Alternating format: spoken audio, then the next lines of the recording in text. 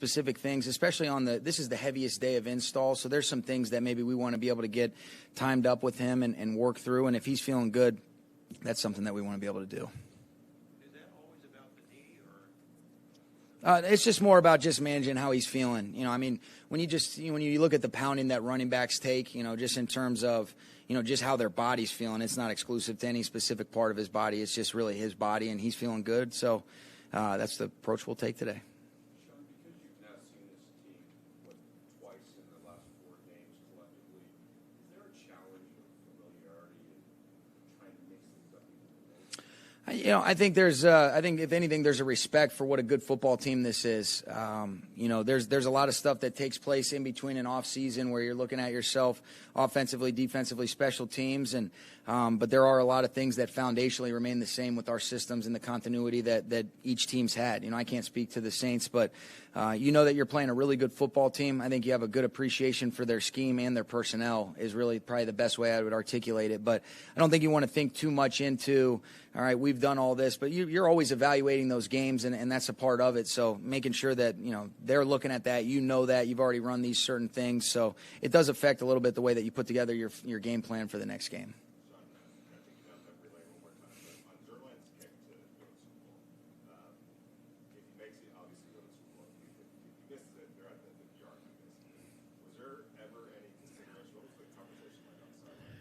It was really, once we had gotten in range that we felt like he could make it, there was never any sort of, second guessing.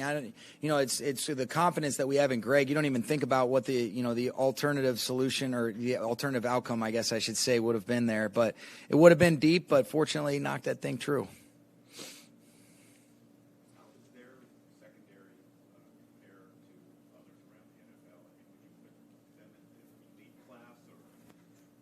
Yeah, they're really good. I think their defense is really good as a whole. Marshawn Lattimore is one of the better corners in this league. He's physical. He's got great ball skills. You see why he was a top pick. Eli Apple's played really well since they traded for him last year. I think P.J. Williams is a really good physical nickel that, they can utilize in a bunch of different ways. He's good in coverage. He's competitive once he gets around the box. And then Marcus Williams has as good a range as any safety in the league. You see him come over the top, the other night and make a pick. Von Bell's a really versatile player. So they got a lot of guys that they're consistently playing with that are really good football players. I think they're put in spots that, kind of accentuate their skill sets, and it's a great challenge. They're definitely one of the better secondaries in this league.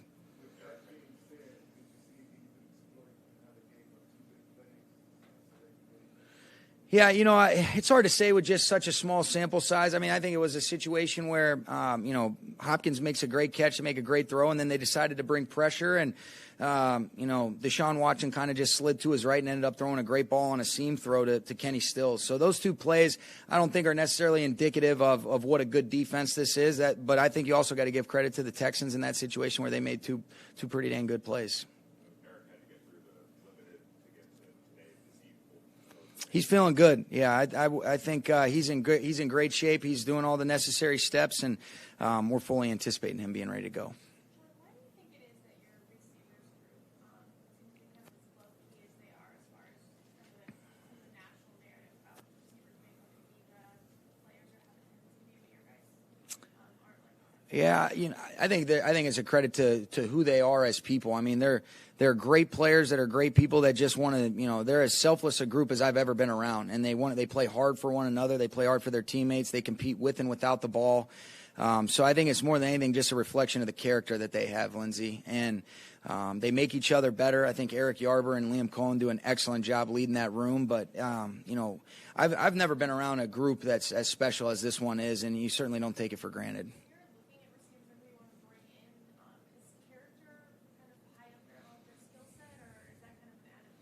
Yeah, I think it is. I think it is for our team. You want guys that are accountable and coachable, and they're it sounds cliche, the we not me, but you want guys that want to be about the team and being a part of something bigger than yourself. And I think those are the kind of people that we identify that love football. And I think you try to create an atmosphere and an environment where there's a mutual respect, like you hear us talk about. But these are special people, and that's certainly if you can find talented guys that are wired like those guys mentally and as human beings, that's a win-win.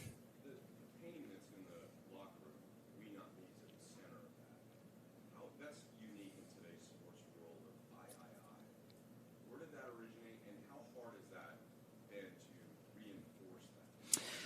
You know, I know that we're not the first people to say that, but I think it's really just epitomizes, we think football is the greatest team sport there is, and how important it is for everybody to be pushing in the same direction. And I think, more than anything that you can say, it's really, how do your actions match up with what you want to represent day in and day out? And it's doing things together. It's working through the inevitable adversity, trying to look inward, be accountable first and foremost. And I'd like to think that we just kind of those things naturally and organically come up through the course of a week, through the course of a day. And, you just want to make sure that your actions are reflective of what you say.